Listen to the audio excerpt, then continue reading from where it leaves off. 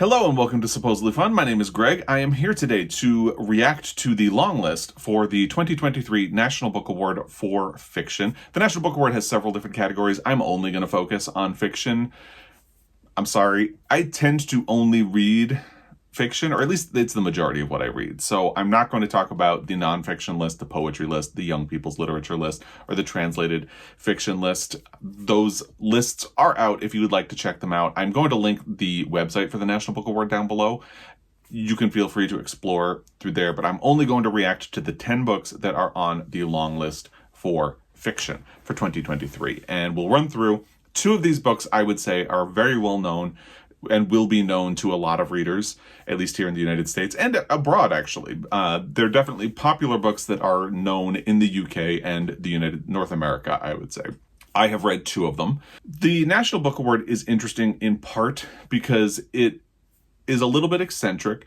It is really good at diversity, and there are a lot of books on here that I have not heard of or don't know a lot about. So this is going to be a bit of a journey, and that's always fun. It's something I like about long lists for book prizes. I love to use them as tools of discovery. So it's going to be fun going through these books and getting through them and seeing which ones I might myself be interested in reading. I read, I believe, two of the books that were on the shortlist last year and liked both of them. And there's at least one other book that was on the shortlist last year that I just haven't had time to read yet. That's The Town of Babylon, and I'm really hoping to catch up to it. So the National Book Award is good at discovery. It can be a little eccentric and fun and pick things that you either didn't expect or didn't really know about. And I'd say one of the two books that is really, really known at this time is a book that a lot of people are surprised to see on a major book prize long list. We'll get into that because it will be the first book that we talk about. Just in terms of dates, before we dive in and look at all of these books on the long list, the shortlist is going to be announced on October 3rd. That's a pretty short runway between announcing the long list and when we will be getting the shortlist. There's a little more time before they announce the winners. So we get the shortlist on October 3rd. The winners will be announced at a ceremony on November 15th. So there's a little bit of time in between the shortlist and the winners. They usually do events with the authors who are on the shortlist, so that's probably why there's much more of a lag time between the announcement of the shortlist and the announcement of the winners. I don't know what they're going to do for a host or if they're going to find someone to step in. They actually had Drew Barrymore set to announce the winners or host the ceremony this year, and they decided to part ways because she is resuming filming of her show, which I can only assume means that she's sort of crossing lines in the strike, or I don't know that she's crossing lines. I admit I didn't look up details, but I assume that that is what, that it has to do with the strike or honoring the strike. There's a Writers Guild strike and an Actors strike. So in solidarity with the strike, it just seemed like the best thing to do. Drama. There's just drama already. But let's start talking about the books, because I think this is an exciting list. I think you're going to find this very interesting. And as I'm going to talk about in my Friday reads that you're going to see tomorrow, if you're watching this video on the day that it was posted, this is an exciting time. We are in heavy book prize season. We're going to be getting the Booker Prize shortlist next week, and the Nobel Prize announcement is going to be coming, and we're heading into the time of year where we will be getting best of the year lists. It's just really exciting. So there's a lot more to come as well. And a quick note, because a lot of people have recently been asking me whether or not it is a requirement for people to be American for the National Book Award. And it is, although the National Book Award does not have the citizenship requirement that the Pulitzer Prize had until this week. And again, I will talk more about that in my Friday reads as well, because that was a big change for the Pulitzer. So it does have to be American. Like, the United States is the nation in National Book Award, but they are a very diverse group. So I don't know if that helps, but a lot of people have asked recently, so I figured I would just mention it right now. Let's start talking about the 10 long-listed books. These will be shortened to 5 on October 3rd, I think it was. The first book on the list is the surprise but it's also one of the books that people will know already. It's Chain Gang All-Stars by Hanna, Kwame, Adjei-Brenyah. This is a book that a lot of people in North America and over in the UK have been reading and enjoying. I think just because of the subject matter, people didn't really expect to see it on a long list. I've tried not to really look at reactions, but I have just quickly seen a couple of people saying, wow, I really wouldn't have expected Chain Gang All-Stars to be on the long list for a book prize. I think the National Book Award likes to pick at least one book every year that sort of thwarts genre expectations for what will be on a long list. A lot of times they will pick some sort of mystery thriller or something that sort of leans in that direction at least. And I don't know what a lot of these books are about because they're going to be new to me, but this feels like the book that is going to fit the bill for that this year. They also definitely try to have some known books in there and then focus a little bit more on discoveries. The National Book Award loves discoveries. But this is definitely, I would say this is probably the most known book on the long list this year. Although there is definitely competition with one of the others. But let's do the description of what it is about online, just so you can see. I already know what it's about, and I am interested in reading it at some point, so I can at least say that about this one. But here is your description of it. Loretta Thurwar and Hamara Hurricane Stacker are the stars of Chain Gang All-Stars, the cornerstone of CAPE, or Criminal Action Penal Entertainment, a highly popular, highly controversial, profit-raising program in America's increasingly dominant private prison industry. It's the return of the gladiators, and prisoners are competing for the ultimate prize, their freedom. In CAPE, prisoners travel as links in Chain Gang, competing in death matches for packed arenas with righteous protesters at the gates. Thurwar and Stax, both teammates and lovers, are the fan favorites, and if all goes well, Thurwar will be free in just a few matches, a fact she carries as heavily as her lethal hammer. As she prepares to leave her fellow links, she considers how she might help preserve their humanity in defiance of these so-called games. But CAPE's corporate owners will stop at nothing to protect their status quo, and the obstacles they lay in Thurwar's path have devastating consequences. Moving from the links in the field to the protesters to the CAPE employees and beyond, Chain Gang All-Stars is a kaleidoscopic, excoriating look at the American prison system's unholy alliance of systemic racism, unchecked capitalism, and mass incarceration, and a clear-eyed reckoning with what freedom in this country really means. I mean, it sounds fascinating, right?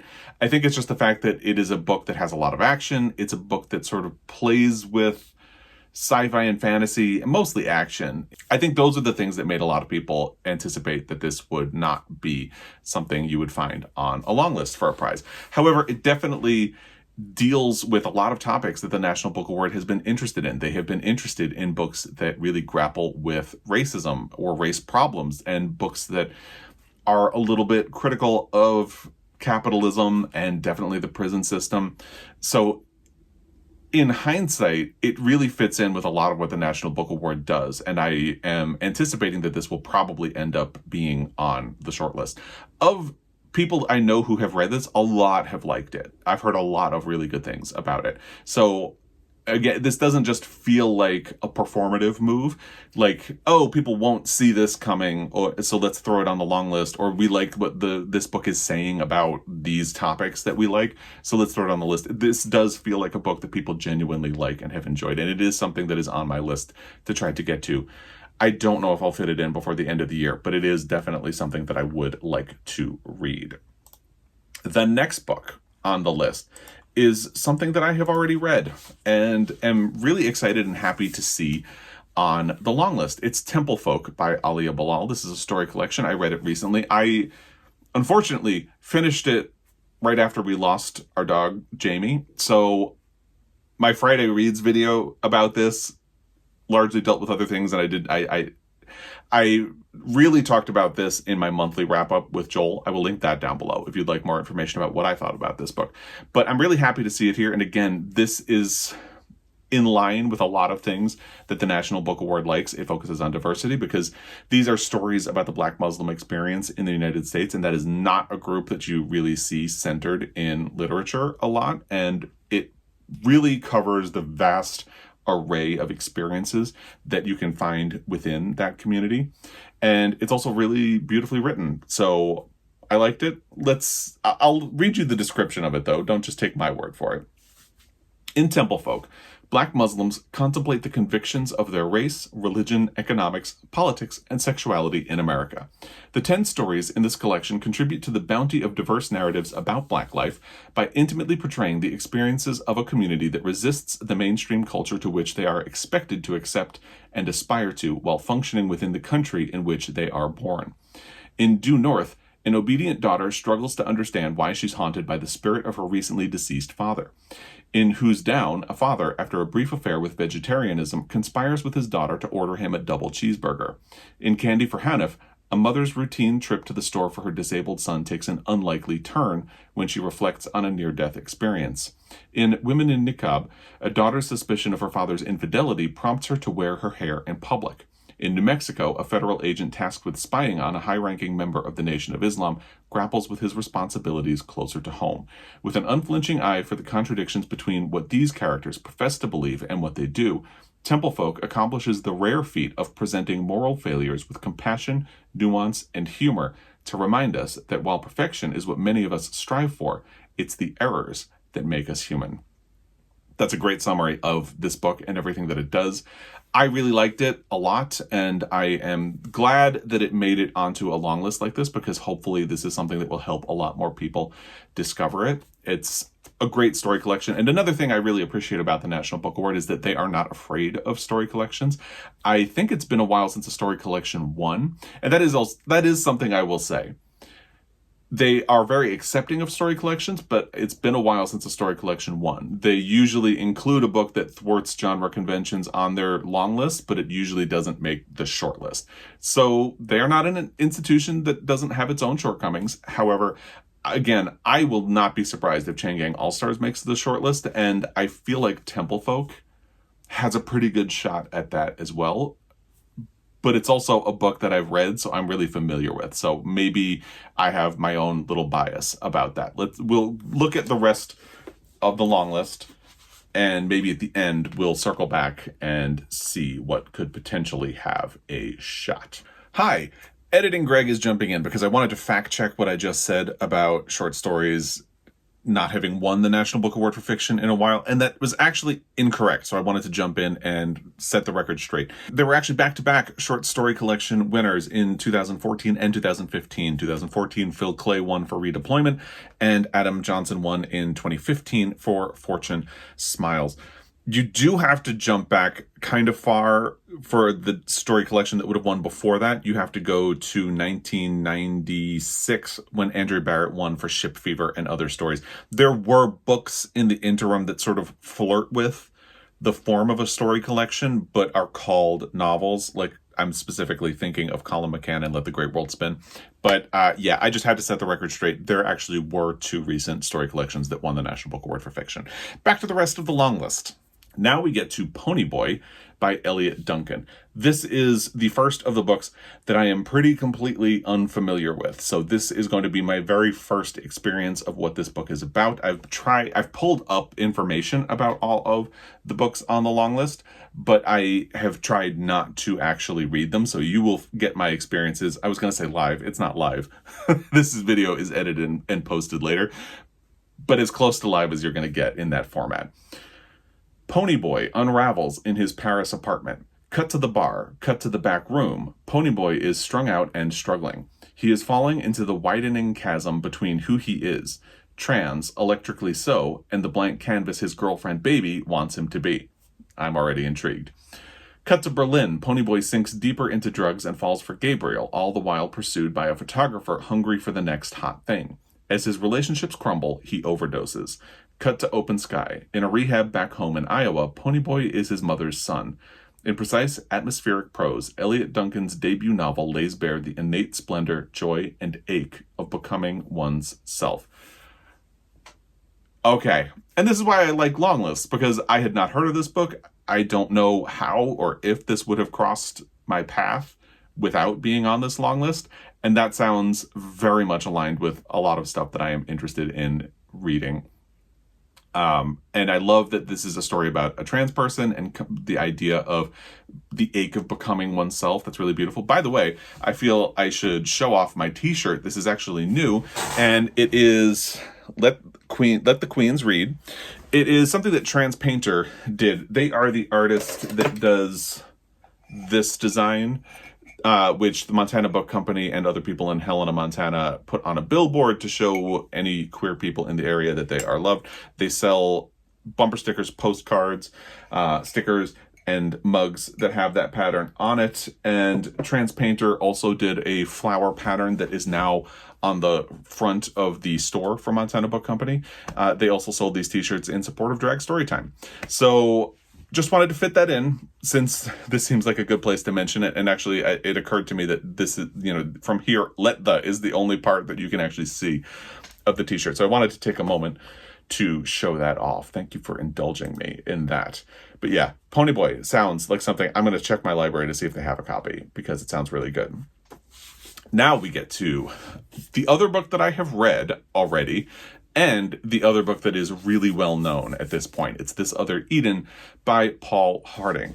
The reason this is pretty well known is that Paul Harding is a Pulitzer Prize winner. He won a Pulitzer Prize for his debut book, which was Tinkers. The story of how it won a Pulitzer Prize is wild. I did a whole video about it. It was so fun to do. I will link it down below.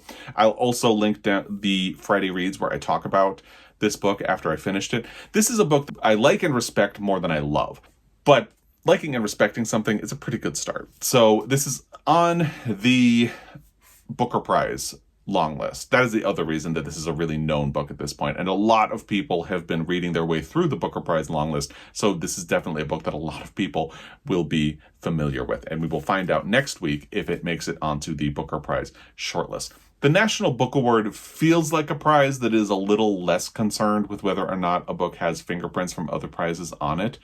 So it will be interesting to see what trajectory this has with both the Booker Prize and the National Book Award. The National Book Award had Shuggie Bain on its list of finalists the year that it won the Booker. And I think they announced them both the same week. So there was a chance that Shuggie Bain could have won both, but he only won the Booker. Anyway, let's do the quick description of this book from online. Again, I've read it. I could summarize it, but I want to do things properly. So in 1792, formerly enslaved Benjamin Honey and his Irish wife Patience discover an island where they can make a life together. Over a century later, the Honeys' descendants and a diverse group of neighbors are desperately poor, isolated, and often hungry, but nevertheless protected from the hostility awaiting them on the mainland. During the tumultuous summer of 1912, Matthew Diamond, a retired, idealistic but prejudiced schoolteacher turned missionary, disrupts the community's fragile balance through his efforts to educate its children. His presence attracts the attention of authorities on the mainland who, under the influence of the eugenics thinking popular among progressives of the day, decide to forcibly evacuate the island, institutionalize its residents, and develop the island as a vacation destination. Beginning with a hurricane flood reminiscent of the story of Noah's Ark, the novel ends with yet another ark. In prose of breathtaking beauty and power, Paul Harding brings to life an unforgettable cast of characters. Iris and Violet McDermott, sisters raising three orphaned Penobscot children, Theophilus and Candace Larks, and their brood of vagabond children, the prophetic Zachary Hand Dagant Proverbs, a Civil War veteran who lives in a hollow tree, and more. A spellbinding story of resistance and survival, This Other Eden is an enduring testament to the struggle to preserve human dignity in the face of intolerance and injustice. And again, these are all topics that are very on the mind of the National Book Foundation. So it's not all that surprising that this book has made it onto the long list. I really won't be surprised if it makes it onto the short list. It's interesting that the description online focuses on the unforgettable cast of characters. I really liked the characters in this book. I think one of the things that kept me from loving it is that I really wanted more time with all of them because I just found them so fascinating. But one of the things that I've seen in all the sort of mixed reaction to this book as people have read through the Booker is that some people really don't like the characters at all. That feels like one of the cilantro aspects of this book. But again, I liked and respected it, if not loved it. I think it has a good shot at making it onto the list of finalists. We'll see what happens. Paul Harding is an interesting spot because he is No one has won a Pulitzer Prize and a Booker Prize yet, and if he makes the shortlist, there's a chance he could become the first. I don't know. I talk more about that in my Friday Reads, which you'll be getting tomorrow if you are watching this on the day that this video posts. So we'll see what happens when the National Book Award announces its shortlist and when the Booker Prize announces its shortlist. Now we get to Loot by Tania James. Abbas is just 17 years old when his gifts as a woodcarver come to the attention of Tipu Sultan, and he is drawn into service at the palace in order to build a giant tiger automaton for Tipu's sons, a gift to commemorate their return from British captivity. His fate, and the fate of the wooden tiger he helps create, will mirror the vicissitudes of nations and dynasties ravaged by war across India and Europe. Working alongside the legendary French clockmaker Lucien Deleze, Abbas hones his craft, learns French, and meets Jayne, the daughter of a French expatriate. When Deleze is finally permitted to return home to Rouen, he invites Abbas to come along as his apprentice, but by the time Abbas travels to Europe, Tipu's place has been looted by British forces, and the tiger automaton has disappeared. To prove himself, Abbas must retrieve the tiger from an estate in the English countryside, where it is displayed in a collection of plundered art.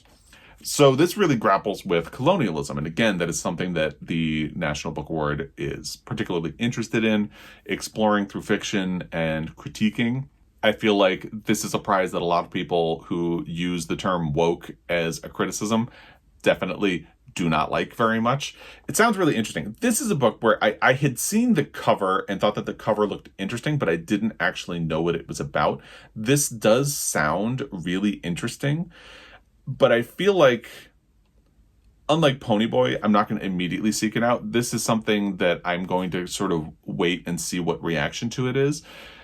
Maybe, not a whole lot of people read the National Book Award Longlist compared to the Booker or the Women's Prize. But this is something that I would probably want feedback on. It sounds really interesting, but also like it could be maybe a little quirky. A lot depends on what people think about it and whether or not it makes the shortlist. So I'm going to wait and hold off on judgment on this one. It does sound really interesting. I will say that. The next one is something that is familiar to me because it was one of my most anticipated books of the second half of 2023. So I'm feeling a little fancy. I'll link that video down below. It's Night Watch by Jayne and Phillips. Here is the description online. In 1874, in the wake of the war, erasure, trauma, and namelessness haunt civilians and veterans, renegades and wanderers, freedmen and runaways. 12-year-old Connolly, the adult in her family for as long as she can remember, finds herself on a buckboard journey with her mother Eliza, who hasn't spoken in more than a year. They arrive at the Trans-Allegheny Lunatic Asylum in West Virginia, delivered to the hospital's entrance by a war veteran who has forced himself into their world. There, far from family, a beloved neighbor, and the mountain home they knew, they try to reclaim their lives. The omnipresent vagaries of war and race rise to the surface as we learn their story, their flight to the highest mountain ridges of Western Virginia, the disappearance of Connolly's father, who left for the war and never returned. Meanwhile, in the asylum, they begin to find a new path. Connolly pretends to be her mother's maid. Eliza responds slowly to treatment. They get swept up in the life of the facility. The mysterious man they call the Night Watch, the orphan child called Weed, the fearsome woman who runs the kitchen, the remarkable doctor at the head of the institution. Epic, enthralling, and meticulously crafted, Night Watch is a stunning chronicle of surviving war and its aftermath. I mean, it sounds really interesting, right? Jayne Ann Phillips is an author that I've heard a lot of good things about. She wrote a book called Lark and Termite that I never managed to read, but I just consistently heard really good things about. And this sounds like a particularly interesting book. So there you have that one. Next is another book that I had not heard anything about, A Council of Dolls by Mona Susan Power. Here's what it says online. From the mid-century metropolis of Chicago to the windswept ancestral lands of the Dakota people to the bleak and brutal Indian boarding schools, A Council of Dolls is the story of three women told in part through the stories of the dolls they carried. Sissy, born 1961. Sissy's relationship with her beautiful and volatile mother is difficult, even dangerous, but her life is also filled with beautiful things, including a new Christmas present, a doll called Ethel. Ethel whispers advice and kindness in Sissy's ear, and in one especially terrifying moment, maybe even saves Sissy's life. Lillian, born 1925. Born in her ancestral lands in a time of terrible change, Lillian clings to her sister Blanche and her doll, May. When the sisters are forced to attend an Indian school far from their home, Blanche refuses to be cowed by the school's abusive nuns. But when tragedy strikes the sisters, the doll May finds her way to defend the girls. Cora, born in 1888. Though she was born into the brutal legacy of the Indian Wars, Cora is not afraid of the white men who remove her to a school across the country to be civilized. When teachers burn her beloved buckskin and beaded doll Winona, Cora discovers that the spirit of Winona may not be entirely lost. A modern masterpiece, A Council of Dolls, is gorgeous, quietly devastating, and ultimately hopeful, shining a light on the echoing damage wrought by Indian boarding schools and the historical massacres of indigenous people. With stunning prose, Mona Susan Power weaves a spell of love and healing that comes alive on the page. That sounds fascinating. Again, totally within the wheelhouse of the National Book Award. Stories that they like to uncover, stories about race, and it sounds really interesting. I'm going to leave this tab open because this is a book that I might want to check my local library, or just see if I have an audio copy available on any of my subscription apps. It sounds fascinating. So I might even seek out reviews, like maybe Kirkus has reviewed this. It sounds like a really interesting book. So I am going to definitely look up more information about that one when I'm done filming this video. Now we have The End of Drum Time by Hanna Pylväinen. I really hope I said that correctly. I'm sorry if I did not. Here's what it says online. An epic love story in the vein of Cold Mountain and The Great Circle about a young reindeer herder and a minister's daughter in the 19th century Arctic Circle. In 1851, at a remote village in the Scandinavian tundra, a Lutheran minister known as Mad Lass tries in vain to convert the native Sami reindeer herders to his faith. But when one of the most respected herders has a dramatic awakening and dedicates his life to the church, his impetuous son, Ivar, is left to guard their diminishing herd alone. By chance, he meets Mad Lass's daughter, Willa, and their blossoming infatuation grows into something that ultimately crosses borders of cultures, of beliefs, and of political divides, as Willa follows the herders on their arduous annual migration north to the sea. Gorgeously written and sweeping in scope, Hanna Pylväinen's The End of Drum Time immerses readers in a world lit by the northern lights, steeped in age-old rituals, and guided by passions that transcend place and time. That sounds really interesting. This was another book that I really had not heard of at all. It sounds interesting. I'm not at the level like A Council of Dolls where I feel like I'm immediately going to check out more information. I'm going to leave this tab open. I feel like if there's a good review from Kirkus, say, that could swing me in the direction of seeking out an audio of this or something like that.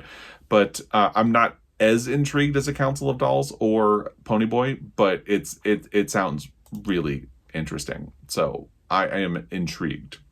Now we have Blackouts by Justin Torres. Here is what it says. Out in the desert in a place called the Palace, a young man tends to a dying soul, someone he once knew briefly, but who has haunted the edges of his life. Juan Gay, playful raconteur, child lost and found and lost, guardian of the institutionalized, has a project to pass along to his new narrator. It is inspired by a true artifact of a book, Sex Variants, a study in homosexual patterns, which contains stories collected in the early 20th century from queer subjects by a queer researcher, Jan Gay, whose groundbreaking work was then co-opted by a committee and her name buried. As Juan waits for his end, he and the narrator trade stories, moments of joy and oblivion, and resurrect lost loves, lives, mothers, fathers, minor heroes. The past is with us, beside us, ahead of us. What are we to create from its gaps and erasures? Inspired by Kiss of the Spider-Woman. That's interesting.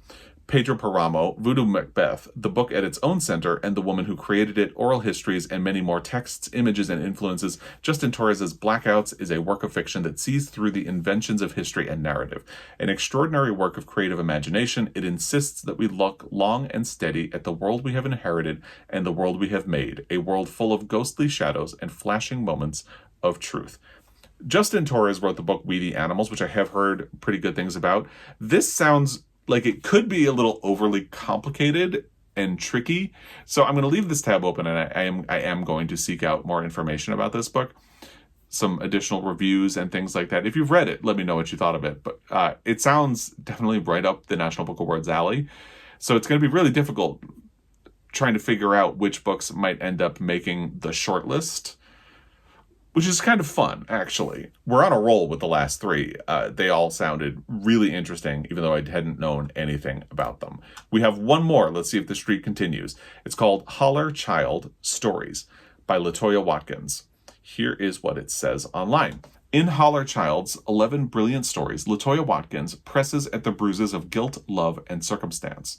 Each story introduces us to a character irrevocably shaped by place and reaching towards something: hope, reconciliation, freedom. In Cutting Horse, the appearance of a horse in a man's suburban backyard places a former horse breeder in trouble with the police. In Holler Child, a mother is forced into an impossible position when her son gets in a kind of trouble she knows too well from the other side. And Time After shows us the unshakable bonds of family as a sister journeys to find her estranged brother, the one who saved her many times over. Throughout Holler Child, we see love lost and gained, and grief turned to hope. Much like Latoya Watkins' acclaimed debut novel, Perish, this collection peers deeply into the lives of women and men experiencing intimate and magnificent reckonings, exploring how race, power, and inequality map on the individual and demonstrating the mythic proportions of everyday life. Okay, we're 4 for 4. 4 in a row sound really interesting. So another tab I'm going to leave open and seek out more information about this book. I did not read Perish.